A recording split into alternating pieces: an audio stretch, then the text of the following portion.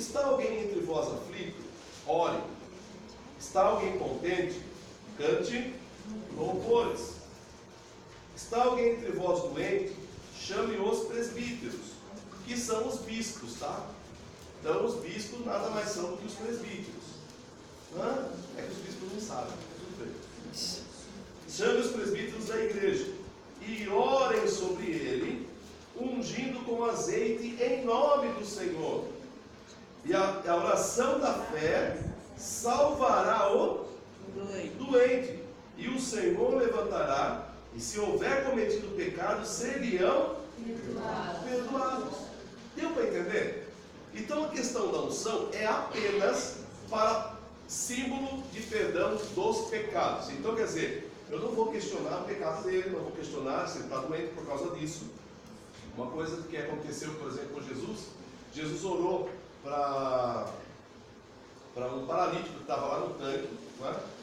Não é paralítico, né? Estava doente das pernas, não podia andar. Eu orou por ele e falou assim, ó, ser curado, pega a tua cama e vai embora. Ele foi embora, ficou curado. Jesus encontra com ele no templo e fala, tome cuidado, não peques mais, para que não te suceda coisa pior. Então quer dizer que ele ficou naquela situação por causa de um pecado. Mas Jesus não perguntou para ele qual é o seu pecado mesmo. Ele apenas orou e houve perdão. Deu para entender? Então a unção ela não vai mudar o tudo, né? Às vezes a pessoa pensa, vou fugir porque vai ser mais sagrado. É a mesma coisa da oração forte. Eu não sei onde fica essa academia que a pessoa faz a oração forte. O que é a oração forte? Pastora Marona. Eu só conheço a oração. Então, não é qualquer um que pode ungir. Ou qualquer um pode chegar a ungir qualquer coisa. Assim, a questão ele está colocando principalmente os líderes da igreja. Então os líderes da igreja que vão fazer isso. Se tiver alguém de fora fazendo, aí é questão da igreja falar, ó, corta esse cara. Porque tem pastores que dão até limpo a você, deixa a sua casa, qualquer coisa, ora para o seu filho, ora para qualquer coisa. Idolatria. Idolatria. Me perdoe, mas é idolatria. É que nem, por exemplo, uma vez não lembro quem foi, acho que foi até mim. Não lembro quem foi. Eu não falo assim, eu não falo. Lembrei quem foi. Recebeu o óleo e precisava pingar em cada canto da casa para evitar demônio. Porque demônio gosta de canto. Irmão, vamos resolver o problema? Constrói redondo. O demônio vai ficar perdido, não sabe onde ficar. Então, gente, são coisas que não estão dentro da palavra. Tá? Óleo nenhum expulsa demônio. Óleo nenhum expulsa demônio. Tá? Tem água benta, pastor. Tem pastor que é assim, óleo de o irmão lá que pegou o óleo que as pessoas pegou. Aí eu falei, nossa, irmão. Eu já vi expulsar com a Bíblia. E sai. Que daí é sem vergonhice o nome. Tem até umas Bíblias maiores aqui, é boa. É assim, gente. Expulsar demônio somente no nome de Jesus. Posso conversar com o demônio? Você pode, mas não é aconselhado. Tem necessidade, né? Só se quiser fazer amizade, daí você conversa. Então deu para entender? Compreenderam? Vamos terminar o capítulo 11. Vamos lá. Então, tudo isso, gente, tudo isso é enfeite para ganhar dinheiro. Tá? Me perdoem, mas é o que eu falo para vocês. Eu sei que algumas igrejas fazem, vai até orar no monte, e faz tanta coisa, tanto estradalhaço, tudo bem, eu não vou. Eu falo assim, já me convidaram para ir no monte. Ah, pastor, vamos no monte. Eu falei, vou fazer o que no monte, irmão? Ah, eu vou orar, mas eu vou na minha casa. A Bíblia me ensina, Jesus me ensinou. Eu entro no meu quarto, fecho a porta, oro em secreto, e mesmo aquilo que eu mesmo não consigo falar, ele já sabe. E aquilo que eu oro em secreto, ele me atende. A Bíblia diz, sobe no monte para orar, sobe para algum lugar para fazer tal coisa. É sacrifício. Gente, não existe sacrifício. Você pode fazer o que você quiser, não existe sacrifício além do que Cristo fez.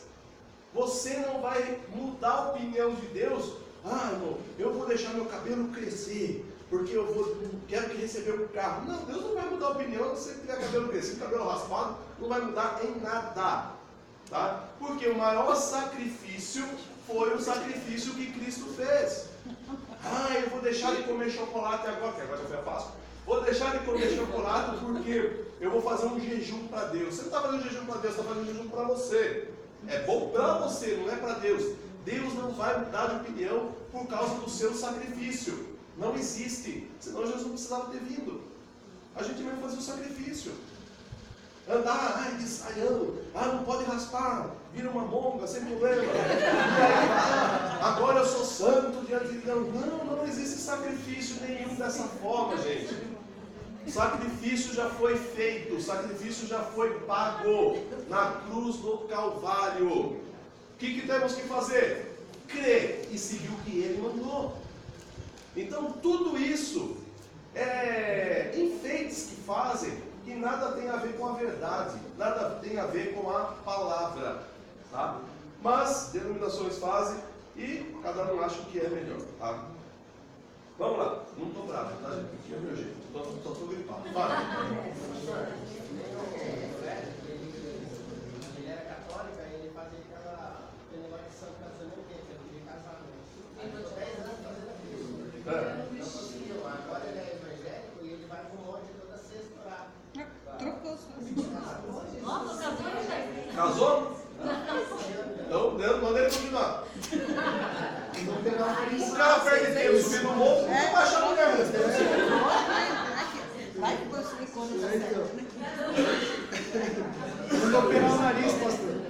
Manda operar o nariz, quem sabe em casa. Olha, irmão, às vezes, acho que deixa eu falar, não, deixa eu ficar quieto. Vamos passeio agora, vai. Guarda. Vamos lá. Guarda, pastor. Vou guardar para mim. Guarda. Capítulo 11, verso 21. Verso 21 não, desculpa. Verso 17. Nisto, porém, que vou dizer-vos, não vos vou. Por quê? Corinto estava fazendo errado. Porquanto vos ajuntais, não para melhor, senão para... Então quer dizer que eles estavam se reunindo para a ceia, não era para melhor. Era para... Só naquela época. Porque antes de tudo, ouço que quando vos ajuntais na igreja, há entre vós dissensões, e em parte eu creio. E até importa que haja entre vós heresias, para que os que são sinceros se manifestem entre vós. Quer dizer que havia coisas erradas, ensinos errados, na hora da ceia. De sorte que quando vos ajuntais num lugar, não é para comer a ceia do Senhor. Porque comendo cada um toma antecipadamente sua própria ceia. Assim um tem fome e o outro embriaga-se. O que acontecia na cidade de Corinto? Pensa num banquete chique. Você tem pão, você tem vinho, e era vinho mesmo, tá? Que alguma vez um irmão falou assim, pastor, a gente não pode fazer vinho mesmo na igreja para ceia, né? Aí quase que eu falei, então vamos aumentar a taça também, né? Porque começa lá a tacinha, a gente vai aumentando até chegar no copo, porque tem necessidade? O vinho, ele vai fazer alguma mudança? O vinho, ele é o quê? Um símbolo do sangue. Então o suco de uva nada mais é do que o próprio suco da uva, o vinho também. A única diferença é que nós não utilizamos com o vinho já fermentado. Outra coisa. Uma vez chegaram na igreja e falou assim, pastor, chegaram às 7 horas da noite, pastor, vai encher as casas já? Eu falei, não, pode encher. Aí a irmã, não, pastor, não, porque aí fermenta. Misericórdia. Aí é pecado. Tenha santa paciência. Então o que acontece? A igreja ela se juntava, e aí os mais ricos, que tinham carroças, que tinham cavalos, que tinham camelos, que tinham animais, chegavam primeiro. Imagine o culto, 7 horas, vai começar às 7 horas. Igualzinho a igreja de hoje. O culto é 7 horas. Mas tem irmão que chega às 7h10, 7h30, 8 horas, 8h30, 10 para as 9. Tá? Acontece na igreja de vocês? Lá em Corinto acontecia. E assim, a igreja ela participava dessa situação. Então quem chegava primeiro ficava incomodado de ter que esperar chegar todo mundo, porque a ceia só pode acontecer quando todo mundo estiver reunido. Aí eles começaram, não, então vamos participar. E começavam a comer, começavam a beber, até o outro chegar. Todo mundo se enchia.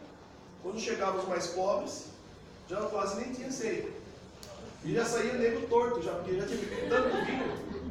Aí Paulo está dizendo, gente, para com isso. Não é isso a ceia. Aí ele vai lá. Verso 22. Não tendes porventura casas para comer e para beber? Ou desprezais a igreja de Deus e envergonhais o que nada tem? Que vos direi? Louvar-vos-ei? Nisto não vos louvo. Porque os pobres estavam sofrendo. Quer dizer, todo mundo já comia do bom do melhor e ia embora. Então eles faziam uma festa gigantesca na ceia. Aí, verso 23, ele diz: porque eu recebi do Senhor, que também vos ensinei, que o Senhor Jesus, na noite que foi traído, tomou o pão, tendo dado graças, o partiu e disse: tomai e comei. Isto é meu corpo, que é partido por vós. Fazei isto em memória de mim. Semelhantemente, também depois de cear, tomou o cálice, dizendo: este cálice é o Novo Testamento no meu sangue. Fazei isso todas as vezes que comedes em memória, beberdes em memória de mim. Porque todas as vezes que comedes este pão, beberdes este cálice, anunciais a morte do Senhor até que venha. Então, quer dizer, eu tenho que fazer isso consecutivamente. Portanto, qualquer que comer este pão ou beber o cálice do Senhor indignamente será culpado do corpo e do sangue do Senhor. Quer ver uma história que vocês já devem ter ouvido? E eu falo que essa história acho que já percorre séculos até. Uma pessoa estava em adultério, participou da ceia, para ninguém não saber, nem a esposa. E aí ele morreu no caminho de casa. E aí ele foi levado para o velório, né? Chegou lá no velório, aí começaram a fazer o culto do corpo presente e tal. De repente o defunto volta o pão e o vinho. Já ouviu isso? Não? Uma lá, pelo menos tem mais uma que me ajuda. Já ouviu também? Olha lá. É a história que isso aí já vem desde lá do tempo do Zagai. Vem se narrando essa história. Gente, cada um examine-se a si. Deus vai fazer um negócio desse? Vai fazer isso acontecer? Isso era para dar medo no povo. É para dar medo. Aí o cara que já estava adultério vai comer? Aí que eu como e depois, né? A minha apareceu no dia da sexta-feira. Estava trabalhando. Aí vamos lá. Verso 28. É isso que eu falei? Isso. Examine-se, pois, o homem a si mesmo. Examine-se a si. Não o amiguinho do lado. Não é? Nem o diácono também. Pastor, não é fulano, não participou da ceia. Ô, pastor? Não, é cada um examine-se a si mesmo. E assim coma deste pão e beba deste cálice. Porque o que come e bebe indignamente, come e bebe para a sua própria condenação, não discernindo o corpo do Senhor. Por causa disso, há entre vós muitos fracos, doentes e muitos que dormem. Pastor, mas aí pode iniciar Santa Ceia no domingo. Aí no próximo culto pode ser uma Santa Ceia para a pessoa separada? Como assim? Se a pessoa faltou. A pessoa faltou no culto. Sim, você pode participar de novo. Você deve participar de novo. Porque assim, vamos imaginar que hoje é ceia, faltou gente. Na próxima segunda, aí vai chegar essas pessoas.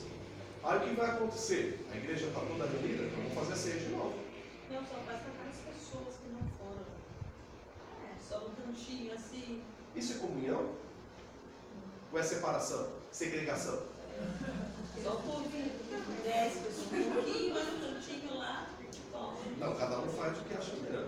Pastor, no caso assim, geralmente, no Santa Ceia, eu sempre fico eu e mais 2, 3 meninas lá embaixo e todas tomam ceia. Né? Não tem como deixar as crianças sozinhas lá embaixo. Mesmo na ceia, vocês têm que ficar com as crianças. Mesmo na ceia, a gente tem que descer com as E crianças. você participa da ceia olhando no canto. João! Não, eles na hora da ceia. E tem os Lucifer, né? No trabalho das crianças, né? Aí termina a ceia, né? A ceia lá em cima e as obreiras descem para dar a ceia pra gente. Isso seria Ou não também? Eu não vejo com bons olhos. Por quê? A ceia é o quê? Comunhão. De vocês com quem? Com Cristo e com a igreja. Se eu tenho um dedinho cortado, eu vou ter que levar sangue pro meu dedinho lá. Ou se ele está cortado, você está fora da comunhão. Eu preciso de todo mundo junto.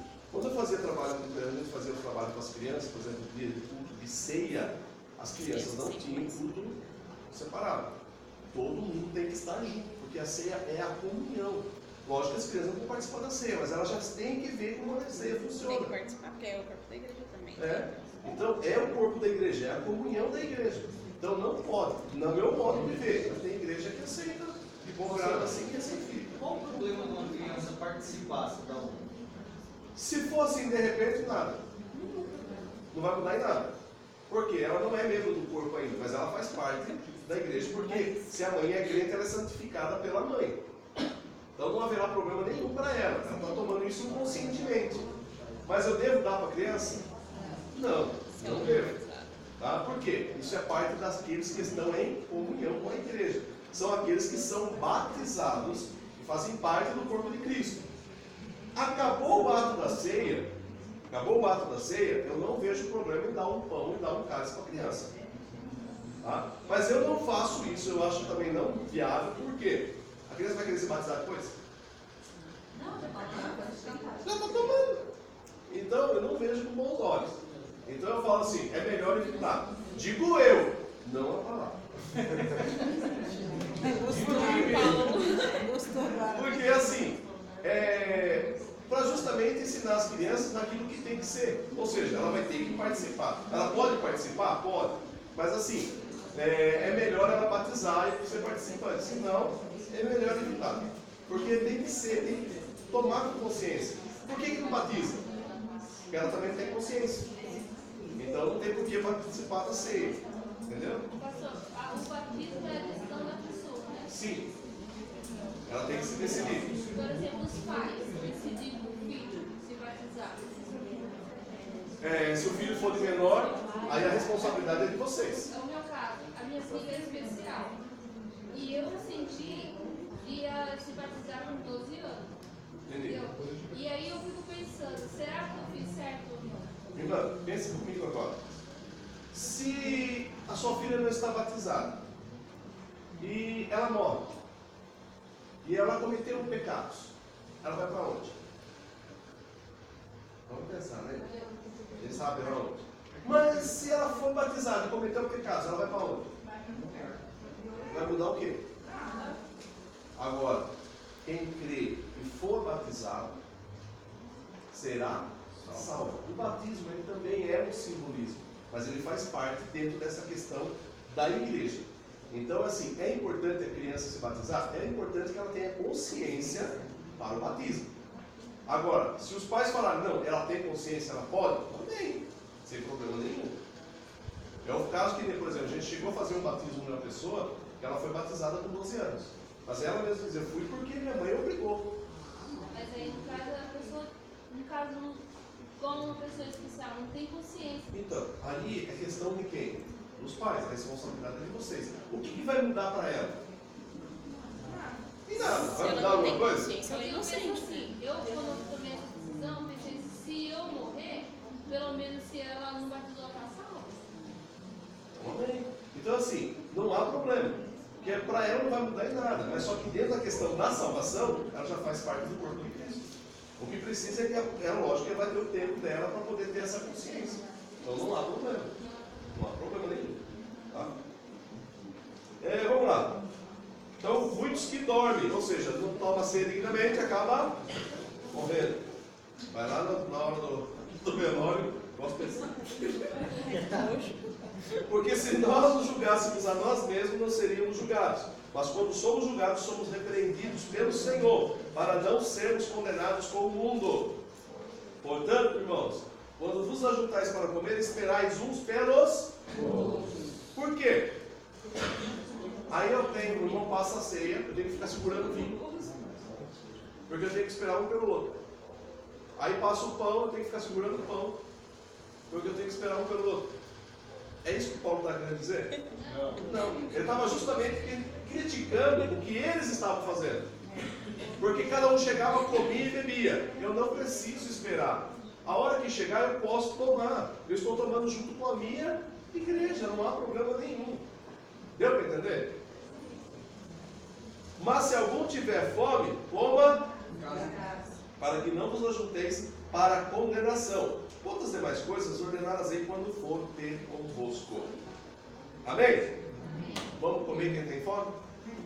Vocês têm 10 minutinhos e a gente já volta. Você vai comprar? Já comprei, eu parei. Vou parar de novo.